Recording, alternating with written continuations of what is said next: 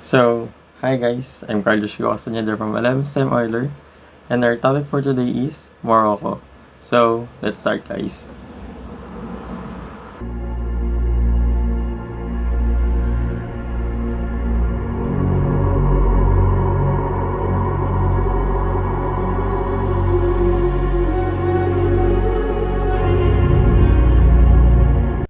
Morocco. Morocco is located in the northwest corner of Africa and is bordered by the North Atlantic Ocean and the Mediterranean Sea. Algeria and Western Sahara are the land borders to the south and east. Morocco is about the same size as California. Morocco's latitude and longitude is 32 degrees north and 5 degrees west. Morocco includes 446,550 square meters of total land area. The area within this latitude and longitude of Morocco is divided into 16 regions and subdivided into 62 prefectures and provinces. The climate within the longitude of Morocco is Mediterranean in nature, which becomes more extreme towards the interior regions. The region was conquered by the Muslims in the early 8th century AD, but broke away from the Umayyad Caliphate after the Berber Revolt of 740. Half a century later, the Moroccan state was established by the Idrisi dynasty under the Almoravid and the Almohad dynasties. Morocco dominated the Maghreb and Muslim Spain. King Mohammed IV, who has ruled since 1999, claims descent from the Prophet Muhammad. Morocco is one of only 3 kingdoms left on the continent of Africa, and the others, Lesotho and Swaziland, are small southern African countries. The history of Morocco is tied up with that of the Berber people who repelled the ancient Roman colonialists and later survived several Islamic dynasties. Throughout centuries, several groups have left their mark on the country, the effect of which is evident in the diverse culture. The culture of Morocco is as diverse as its landscape. However, despite the diverse culture and ethnicity, the country has managed to maintain unity. Apart from the Berbers, the culture of Morocco has been influenced by the Arabs, Phoenicians, Sub-Saharan Africans, and the Romans, among other groups. The culture may differ from one region to another and is particularly evident in cuisine, art, clothing, music, and clothing. From the 17th century on, when Morocco was ruled by the Alawite dynasty, the flags of the country were plain red. On 17 November 1915, Sultan Yusuf signed a dahir that made Morocco's flag red with a green interlaced pentacle.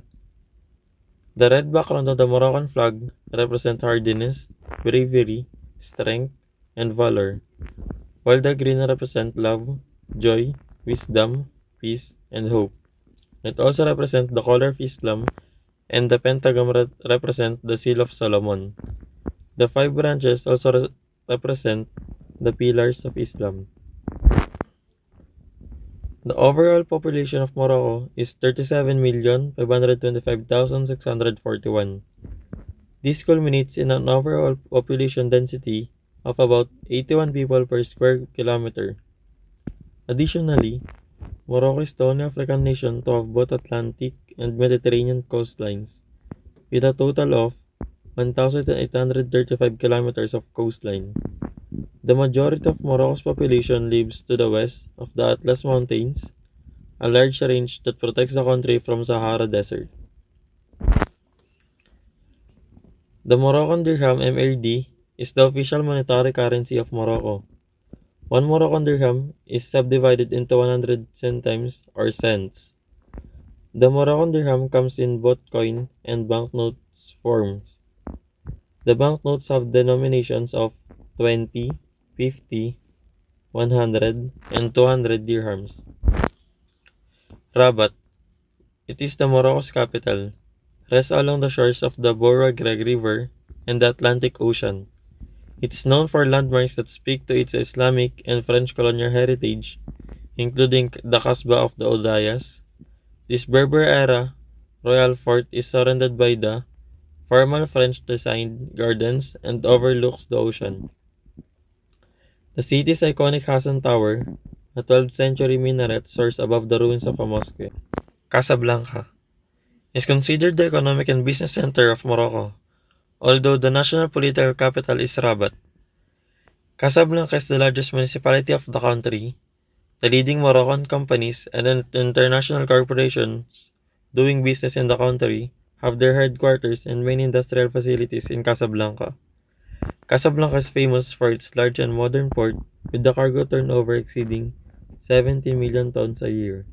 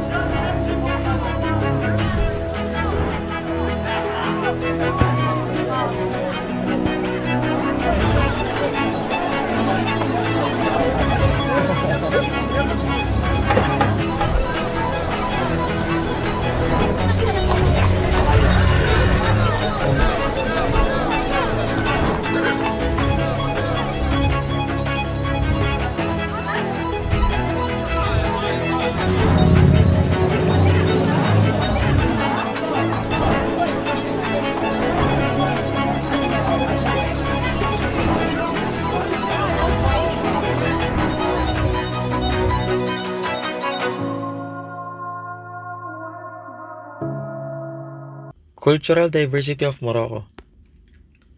The majority of the people living in Morocco are Berbers and Arabs. The official languages are Berber and Arabic. French is also widely spoken except in the northern region, where Spanish is predominant. English is mainly spoken in the major tourist towns like Marrakech and other towns in the north. There are around 6 million Berber speakers in Morocco. French retains a major place in Morocco, as it is taught universally and serves as Morocco's primary language of commerce and economics, culture, sciences, and medicines. It is also widely used in education and government. Morocco is a member of the Francophonie. Spanish is spoken by many Moroccans, particularly in the northern regions around Tetuan and Tangier, as well as in parts of the south, due to historic ties and business interactions with Spain. According to a 2012 study by the government of Spain, 98% of Moroccans spoke Moroccan Arabic, 63% spoke French, 26% Tamazight, 14% spoke English, and 10% spoke Spanish. The culture of Morocco is a blend of ethnic tradition and religion, reflecting the Berber, African, Arabs, and Jewish influence. The majority of the population are Berbers and Arabs, while at least 30% of the population are Mazigh speakers. Berber influence is most prominent in the wide range of activities and way of life of the Moroccan people. Although the cuisine differs from one region to another, the spices used are mainly those of the Berbers. The use of fresh fruits and vegetables is mainly as a result of the country's proximity to the Mediterranean. The Moroccan music is characterized by several traditional instruments, mainly of the Arab and Amazigh origin. It is home to Andalusian classical music, which is common throughout North Africa. Islam is the major religion in the country and forms the foundation for most families. The people insist on unity in the family and children are taught to take care of their parents when they grow old. Thus, there are very few homes for the elderly in Morocco. Islam is constitutionally a state religion, with the vast majority belonging to the Sunni Muslim group. Christianity is the second largest religious group in Morocco. However, the majority of Christians are foreigners. Other religions include Judaism and Baha'i faith. Approximately 7% of the population are religious. The traditional Moroccan dress for both men and women is the jalaba, which is a long, loose, hooded cloth with full sleeves. The hood has a cob, which protects the wearer from the sun or cold depending on the weather. During special occasions, men wear burnous or a red cap, commonly referred to as fez, while the women wear kaftans. The difference between a kaftan and the jalaba is the hood, which kaftan does not have. Women's the jalaba is brightly colored and kaftans are decorated with ornaments. Men's the jalaba is mainly plain and colored neutrally. Kaftan is synonymous with elegance and style and can be made up of several layers known as takshita. It can either be dressed up or dressed down as a casual wear. Kaftan traces its origin from the Ottoman Empire in the 14th century. The youth in Morocco are slowly abandoning their traditional clothing for Western dress. A Moroccan wedding is one of the most celebrated events in the country. Before the wedding day, the groom is expected to give his bride some gifts, including sugar and henna. 2 days to the big day, the bride is required to attend the traditional hammam or sauna with her relatives for purification. At the sauna, the bride and the family mainly sing the traditional songs.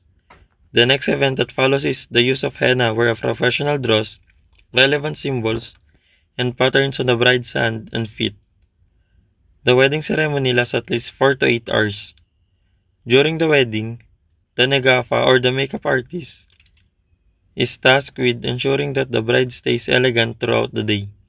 The couple often sit on a traditional ornamental chair called a Maria. Weddings are considered a community event, often characterized by plenty of food, drinks, and dancing that may go well into the night.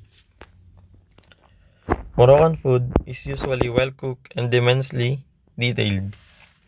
Knowing how to cook with spices is the most crucial part of the cuisine. The Moroccan cuisine is mainly influenced by interactions with other cultures and nations over time. The cuisine is typically a mixture of Arabic, Mediterranean, and Andalusian cuisine with some European influence. The food components include the Mediterranean fruits and vegetables and meat, which just serves as a base for the cuisine. Common used spices include cumin, oregano, caraway, and mint. The Ras El Hanout spice is made by combining 27 other spices.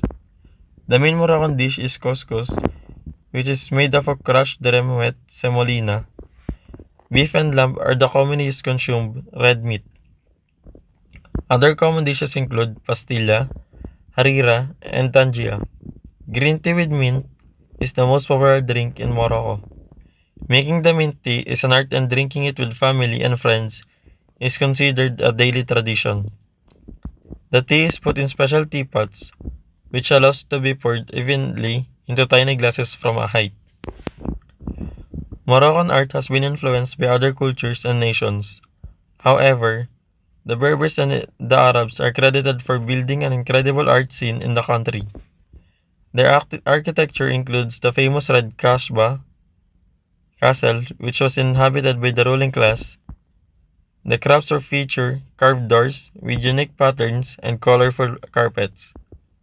The modern Moroccan art has also been inspired by the traditional Berber art and Islamic influence.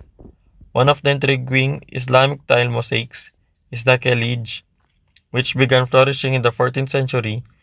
Most of the houses were decorated with Khalij as a statement of affluence and class. Thank you for watching and listening. Hope to see you again soon.